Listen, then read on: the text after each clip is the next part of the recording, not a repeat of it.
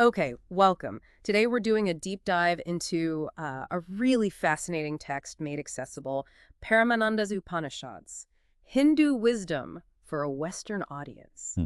Think about it, incredibly profound wisdom, but often locked away by, ancient language, complex ideas.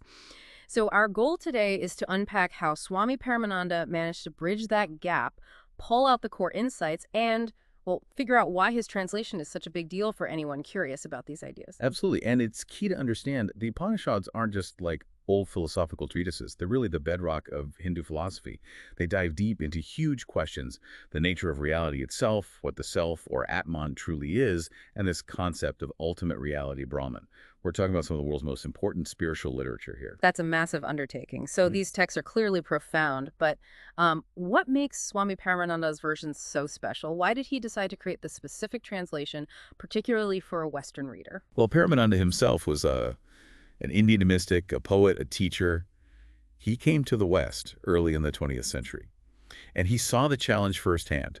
You've got this immense Vedic wisdom originally in Sanskrit, and you need to convey it to a very different culture, mostly English speaking, with different spiritual frameworks. Hmm. His whole aim was really to build that bridge. Okay. And his work is famous for its clarity, its simplicity. He was careful, using familiar English words, trying to avoid unnecessary jargon.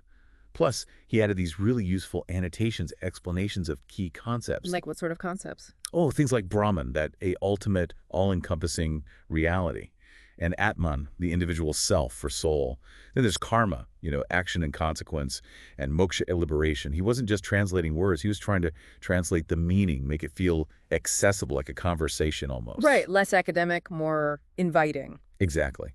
And it's also worth mentioning this translation, it's actually in the public domain in the US. Oh, really? Yeah, so it's freely available, which kind of speaks to his goal of getting this wisdom out there widely. That makes it even more significant. So he built this pathway. What are the core spiritual ideas, the big takeaways that really shine through in his accessible version? What does he really want us to grasp? He really guides you into the Upanishads beyond just reading them. I'd say connecting it all, two main things really stand out.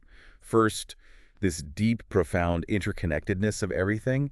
And second, the crucial importance of self-realization. Self-realization. Okay, how does he make that clear? He takes passages that might seem, I don't know, abstract, maybe purely ritualistic, and he reveals their practical spiritual side, like the famous phrase, Tatvamasi, that art thou. He presents it not just as philosophy, but as a direct call to realize your own unity with Brahman, with everything. Ah, so it's personal. Very personal.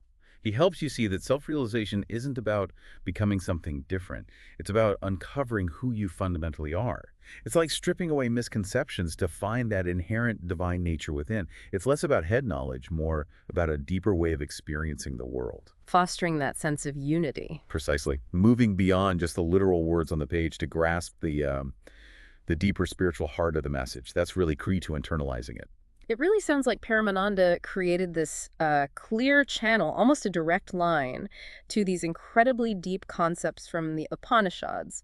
He sort of curated a conversation with ancient wisdom specifically for you, the listener. Right, and that brings up maybe a final thought for you to consider. The Upanishads, especially through Paramananda's lens, really push you to look beyond the literal. So think about this. How might exploring concepts like Atman, the self, and Brahman, this ultimate reality, challenge or maybe expand your own understanding of who you are and what reality is? What could you discover about interconnectedness in your own life, in your own world, if you really try to look beyond the surface, just like these texts encourage?